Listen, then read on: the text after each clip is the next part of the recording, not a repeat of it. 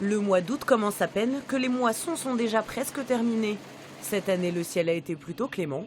Dans l'ensemble, les blés sont passés entre les gouttes et la canicule n'a pas eu les effets dévastateurs que les professionnels craignaient.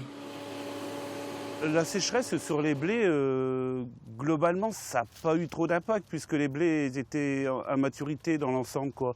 Peut-être quelques terres un peu plus blanches, tout ça, ça peut avoir de l'impact. Le constat est valable sur l'ensemble de la région. Avec plus de 9 tonnes récoltées par hectare, on s'approche du record historique atteint en 2015 avec 10 tonnes par hectare.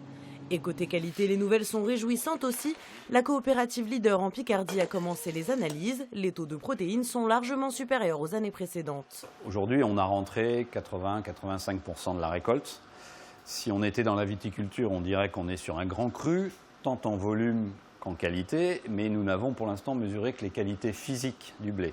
Si on a un bon PS, ça veut dire que les grains sont bien ronds, et c'est le cas cette année, ils sont bien remplis, à la fois en protéines et en amidon. Voilà.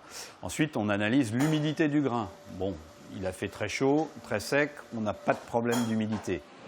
Autant d'éléments qui permettront au marché français de faire sa place dans la compétition internationale, notamment face à la Russie, premier exportateur mondial.